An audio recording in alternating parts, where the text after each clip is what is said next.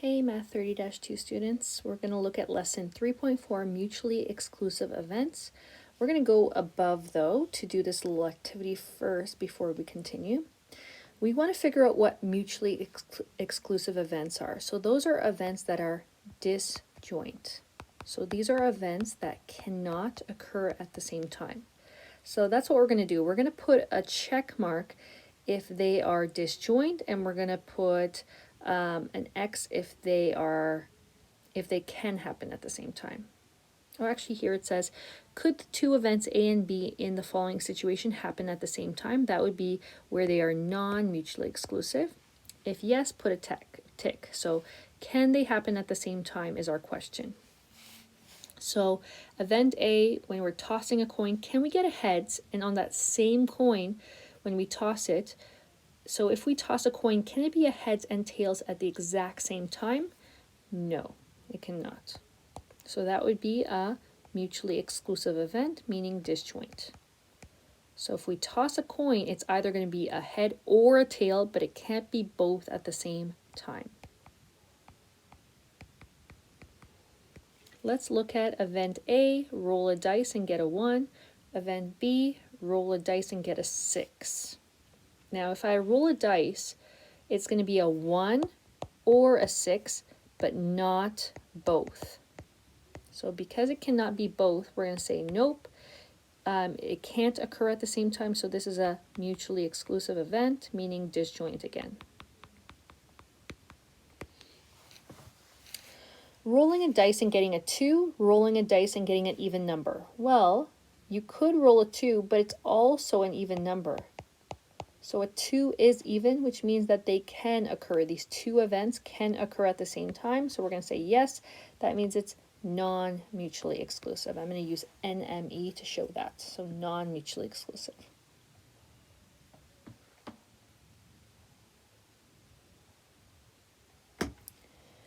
A bag contains 2 yellow balls and 3 blue balls. A ball is drawn from it.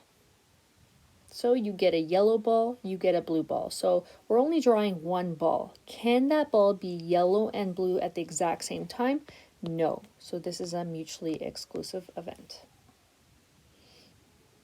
5. One student is selected as the class monitor. So it's only one student that's been selected. Can John and Peter both be selected? No, they cannot. Only one person is being selected. You cannot have both of them being the monitor. A card from a deck is drawn, and they're saying, can a spade be drawn and a heart be drawn at the exact same time? If you're only taking one card, no, that cannot occur. So if you take out a card, it's either going to be a spade or a heart, but not both, so that's going to be mutually exclusive. A card is drawn from a deck of standard playing cards. Can it be a heart and a king at the same time? Yes, because you can be a king of hearts. So this can occur at the same time, so that's non-mutually exclusive. Okay, so that's what we're focusing on today's lesson. Let's look at this first example. Carlos drew a single card from a standard deck of 52 playing cards. What is the probability to the nearest hundredth that the card he drew is either an 8 or a black card? So whenever we see the word or, we're going to have to put a plus sign. So we have, in a deck of cards, we have 4 8s, and in a deck of cards, we have 26 black cards. So that's important information. So what we're going to do is we're going to say, well, there's 4 out of 52 cards that are 8, and so there are 4 out of 52 in a deck that are 8s. Now there's 26 that are black. The only issue is you have to ask yourself before you continue, is it a disjoint set, meaning mutually exclusive, or is it non-mutually exclusive that looks like this? Can a black card be an 8 at the same time? Yes. So that means there is an overlap that we cannot include. So what we're going to do is we're going to subtract how many cards are both an 8 and black. Well, you can have a card that's a spade, and a club. And they're both black, and they could be 8. So there's 2 out of 52 that would have that feature. So whenever we add and subtract fractions, you do not change the denominator. So I repeat, don't change the denominator when you are adding and subtracting. Keep them the same. All you do is you would add 4 plus 26, which is 30, and then you'd subtract 2, and that would give you 28 cards. Lastly, when it comes to probability, you have to write it or round and watch for rounding. So it says to the nearest hundredth. So in your calculator, you're going to go 28 divided by 52. You should get 0.54 if you round. So the answer is 0.54. So did we just add them? Would it have been correct if I just added 4 out of 52 plus 26 out of 52? No. The reason being is I would be counting cards twice. So it is not true.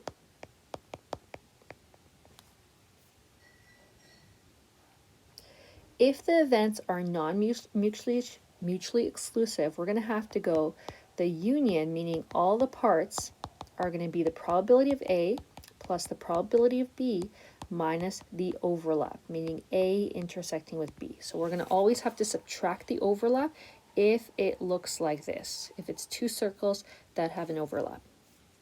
Example number 2. In a deck of cards, what is the probability of drawing a king or a prime number? Okay, so a king, there are 4 kings out of 52. Plus, prime numbers would be numbers like 2, 3, 5, 7, and then 8, 9 are not prime, so we wouldn't include them. Now, we have to remember that each of these cards, there's 4 of each. 4 of each. So we would have to take the 4 cards and multiply by 4 to get 16 total cards that have this feature, because you could have a 2 of hearts, a 2 of diamonds, a 2 of spades, and a 2 of clubs. So there's 16 total. Okay, so I'm going to put 16 out of 52. Now, a king and prime numbers have nothing in common. They will not occur at the same time, so they're going to be mutually exclusive. So that means we don't have to subtract an overlap, which means that you would keep the same denominator and add 4 plus 16, which is 20. And they do want the answer to the nearest tenth, so in your calculator, you would round to 1 decimal place. So I would get 0.4. Okay, so what's important here is that you have to figure out, are they disjoint, meaning mutually exclusive, or do they have an overlap? Because there's 2 different equations that we're using. So this is the equation that we use when it's disjoint. In other words, it's mutually exclusive.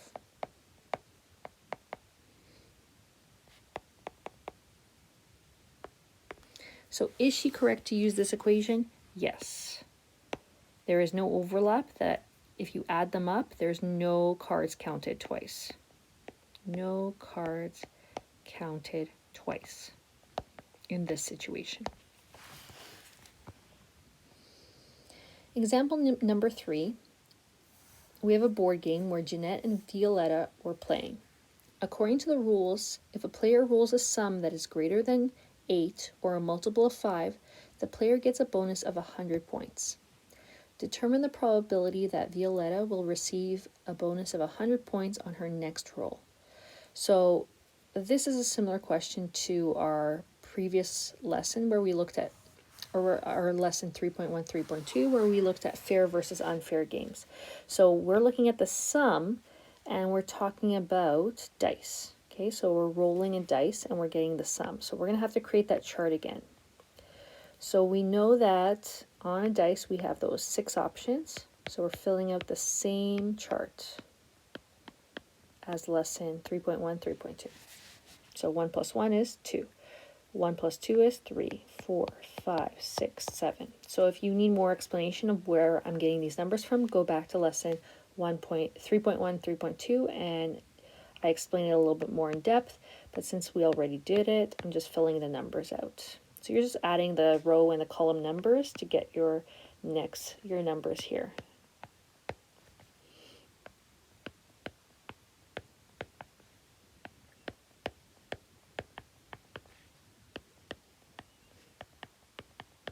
Okay, once you get your numbers, it says Violetta will receive a bonus on her next roll when the sum is greater than 8.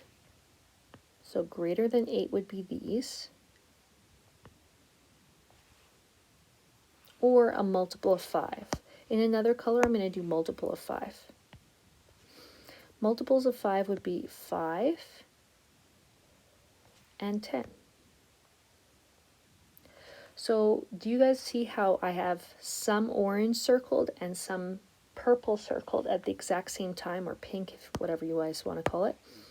That means it's going to be a situation where there is an overlap. There are some numbers that are being counted twice. So if I want to calculate when she's going to get 100 points, we're going to have to go 1, 2, 3, 4, 5, 6, 7. There's 7 multiples out of 36. So these are the multiples of 5. Plus, there are 1, 2, 3, 4, 5, 6, 7, 8, 9, 10. 10 numbers out of 36 that are greater than 8. Now we still have to subtract the numbers that are both, which are the 10s. There's 3 10s out of 36. So to get our answer, we would have to keep the same denominator and then add and subtract the top. So 7 plus 10 is 17, minus 3 is 14. So 14 divided by 36, it says that we want the answer to the nearest hundredth, which is 2 decimal places. So 14 divided by 36 equals 0.39 if you round to the nearest hundredth. And that's your answer. Example number 4. So the probability that Christina will study on Sunday night is 0.5. So this is Christina studying.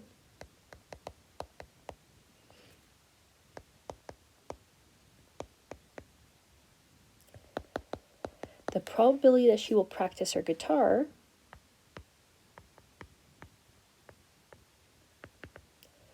on this Sunday night will be 0.4. The probability that she will do at least one of these activities is 0.7. That always stands for the union whenever they say the word at least. So that means when she's going to study or when she's going to play guitar. We actually have the answer as 0.7. What they're asking for is when she's going to do both activities. This for us means intersection. So they're asking us, when will she do both activities? So that's that and word. We know that this is our question mark. So we're going to use the equation. So because we know that there is an overlap, because that's our question saying what is the overlap, we're going to have to use the equation. The union, the number of S in union with G is equal to the number in S plus the number in G minus the overlap, S and G. Where I'm getting this from is my formula sheet.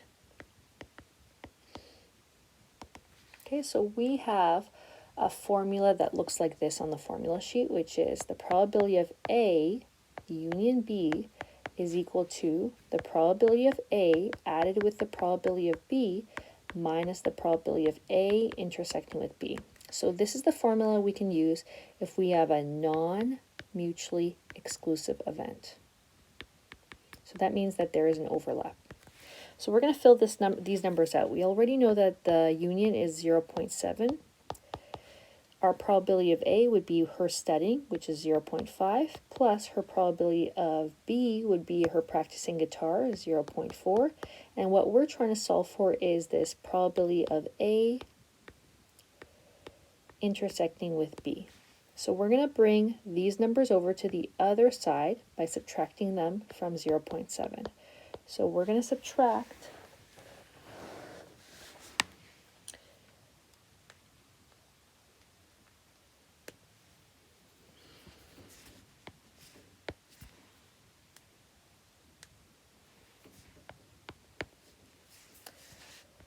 Okay, so we're going to subtract, let's see if I can do this.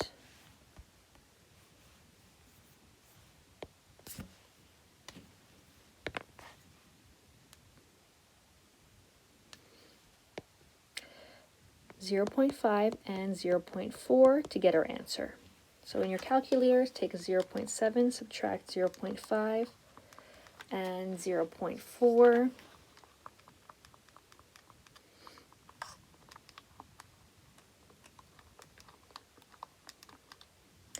So what we're getting is negative 0.2, and that's equal to negative probability of A intersecting with B. So all we're going to do is divide both sides by a -1 to get that our answer is 0.20. So that negative is going to become positive for the 0.2, and then that's our answer. So this is the probability that do both to the nearest hundredth. Example number 5, we have a school newspaper published the results of a recent study. A, are skipping breakfast and skipping lunch mutually exclusive events? Well, let's add up these numbers. If you add them up, 62 plus 24 plus 22, it adds up to more than 100. So because it adds up to more than 100, we know that there is an overlap. So that means they are non-mutually exclusive.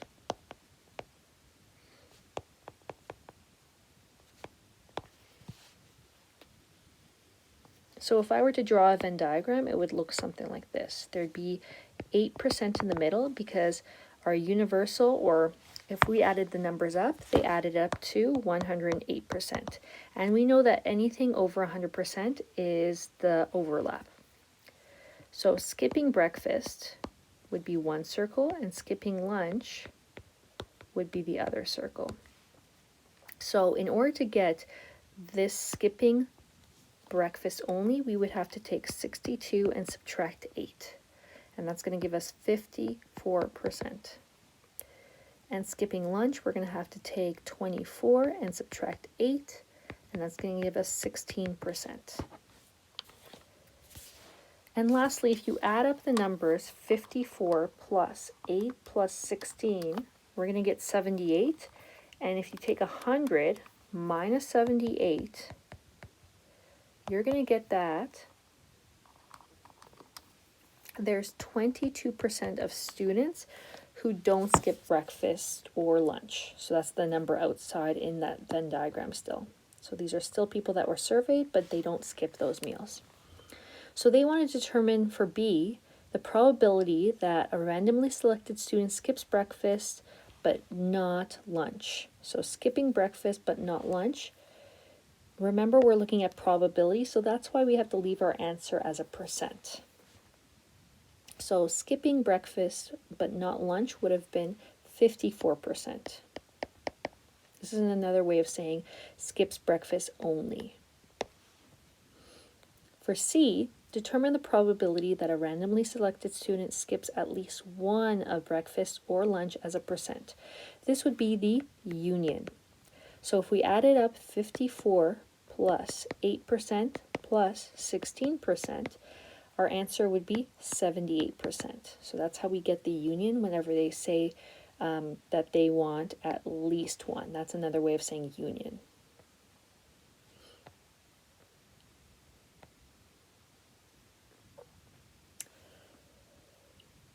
Example number 6, the probability that Camry getting a 3-point shot in basketball is 0.421.